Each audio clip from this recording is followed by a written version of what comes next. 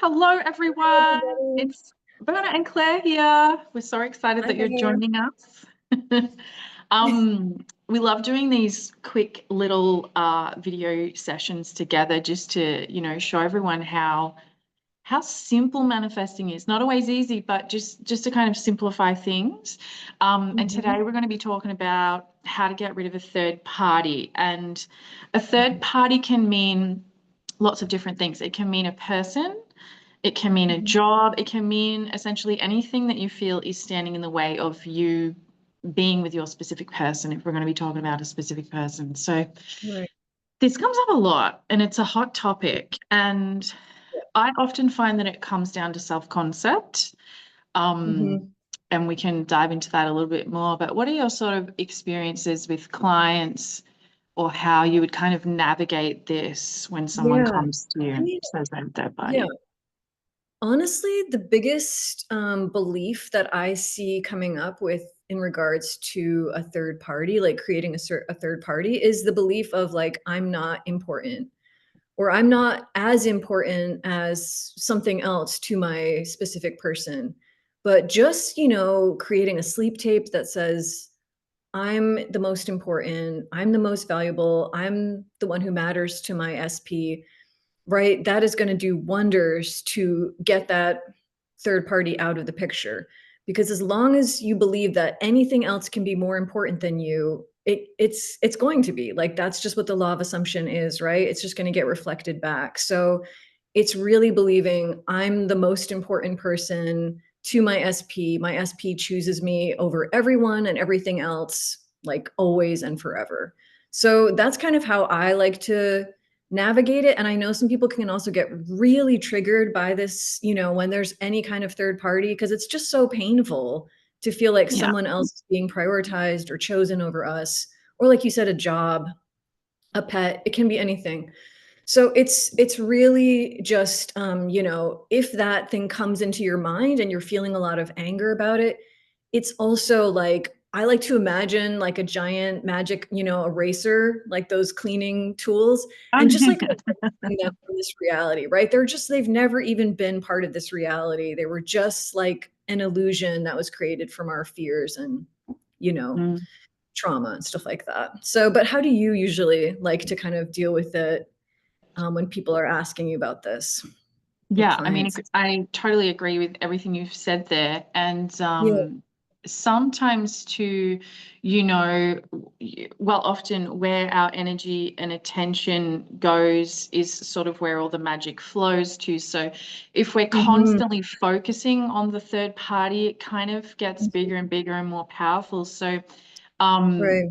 sometimes with clients, they'll be like, I've tried ignoring it, imagining that it's not hmm there or whatever. And I sort of just say to them, if you can't sort of shift the focus back to yourself, which is always the key to anything in manifesting, always shift the focus back to yourself, self-love in a story. Um, Yeah. you can create a new story about that person that if it's a person Oh that the yeah. third party just like met somebody else and ran off into the sunset with Totally. somebody else, or your Absolutely. specific person decided, this third party is actually not the right one for me, you're the right one for me. And again, it comes down to being hmm chosen. So you can really create whatever Right. works for you, like in baby steps as well. If you're just like, I can't get rid of this person and I'm struggling to focus on my self-concept, and because hmm everything is story and it's whatever you sort of It's so true. attach to and believe that could be possible. So Oh, there's lots of absolutely. different ways to handle it, but I do think that it always comes down to self-concept. If you feel that you're hmm worthy, deserving, chosen, what you believe you're deserving of and what your expectations are and how you expect to be treated by everybody else. Yeah. So it always comes back to that self-love in a story that you have going on. And I love that you use Right. affirmations there. And Yeah. um, yeah, so it's really just hmm getting back to the basics, getting back to yourself. Who are you? Yeah. Self-love. hmm Yeah. And Yeah. I mean, I also love to throw in a couple of affirmations, for the SP, like I am everything to my SP. My SP sees me as their whole world. Things like that, that just imply that, you are the focus and the priority for your SP, right? So there's no way they could ever choose or prioritize anything else over you.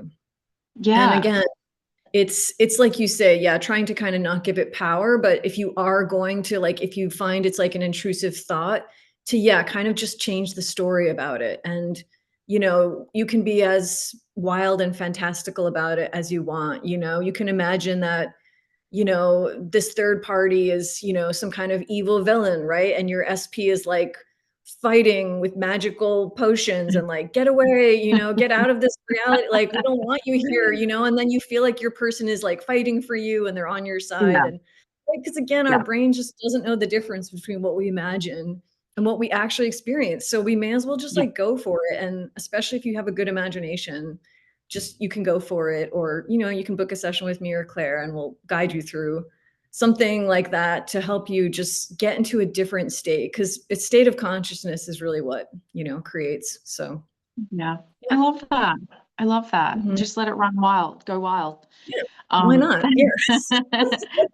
awesome. So thank you for joining me again, Berna, and we're here if you need us, and we Absolutely. will Yeah. see you in the next video. Have a good day. Okay. Bye now.